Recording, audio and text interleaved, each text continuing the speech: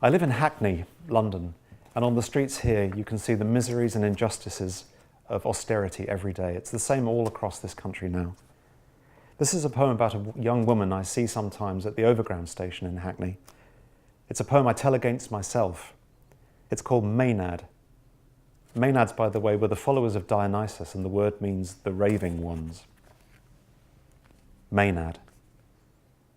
Outside the station, a raving statue confronting the commuter stream's current, her mouth erupting with syllables of grief and fear as we hurry by, ignoring or dreading her desperate appeals for someone to please just fucking listen. Something about a child, an emergency, to get to a hospital. Why won't anyone help? Am I invisible or something? When someone stopped, she sobbed with gratitude. And then I saw her a few days later, the same tragic performance, mask of agony, hair scraped back, black leggings, boots unlaced, eyes crazed, at her wit's end again.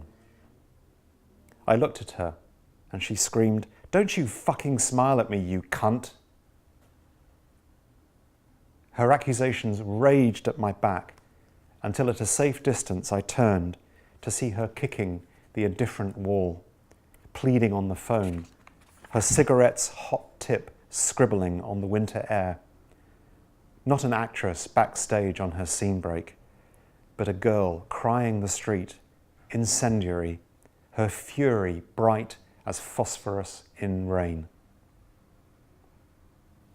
This poem is called The Foley Artist. A Foley artist is, quote unquote, a specialist in creating sounds, especially of body movement, recorded to fit the pictures on the screen. What an amazing job, I always thought, a bit like a poet conjuring with words.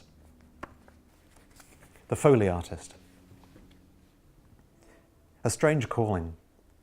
To play the minor effects, the off-screen score you'd notice by its absence.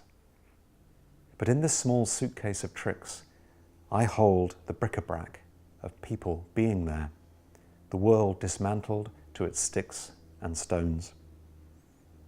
For instance, I can conjure my own approach from foggy distances with a handful of pebbles. Paper torn is fire. An ounce of sand hissing in a matchbox is the sea or the Sahara or a deep sleep. 10 raindrops caught in zero gravity concoct a storm. A grain of salt is tears. Mystery is velvet, silver nitrate, night. With ebony, feathers, needles, smoke and dust, I have mastered all the little noises of war. It is my music.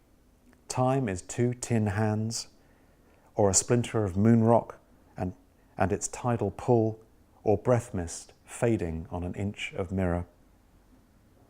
I could articulate the life and death agonies of a snowflake, or this, my invisible grin. Imagine me now, alone in my dark room, no words, no music, and no audience, a hyperactive, loony, one-man band, tinkling, jingling, rattling, scratching, banging to the tempos of shadow and light from small Genesis to third act Apocalypse. And when I reach the last stuttering frames, a balloon twisted awry is a question mark. A football rattle cranked is dying breath. And the great arcana of smoke rings are the loopholes through which I disappear, as if I was never here. But this is just the end. For after the diminishing credits and the theme tune reiterated by the immortal orchestra, hot white light unravels, which requires for the scratchy quarks and strangeness of lost time a bike wheel's bust spokes tickering slowly down.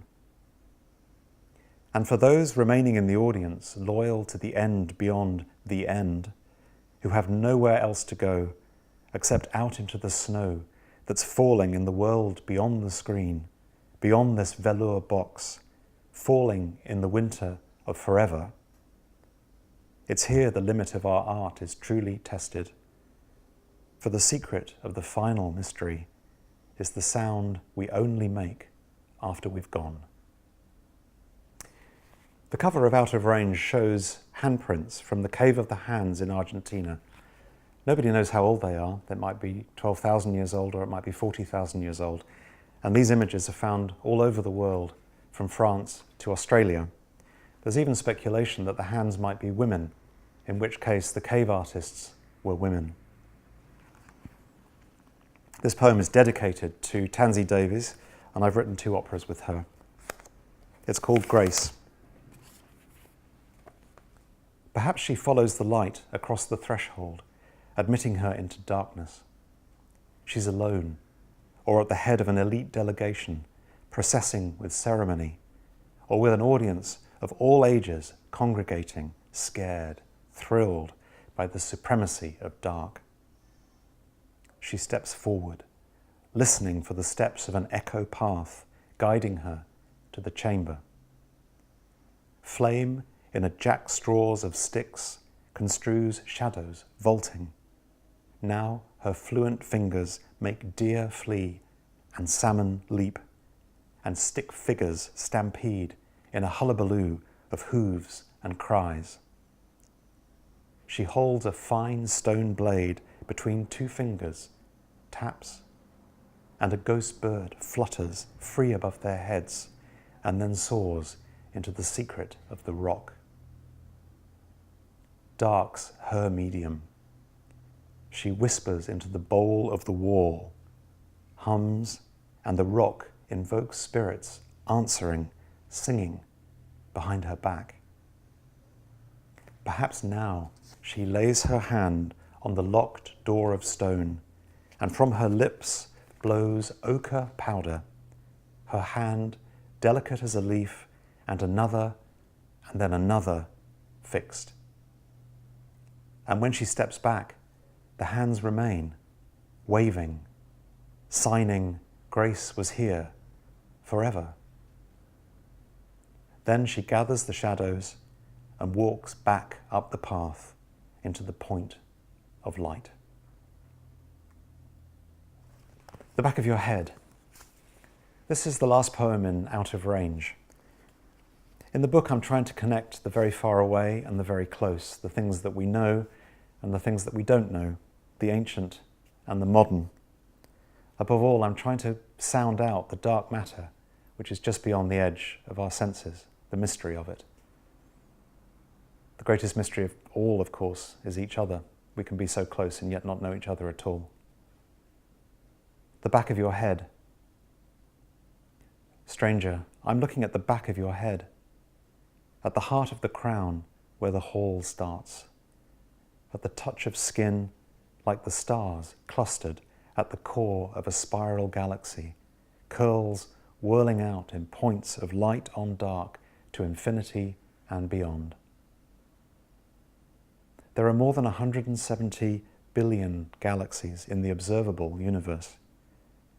But on the top deck of this bus, the greatest mystery is the dark matter of your eyes, which I shall never see, as you will never read this little poem.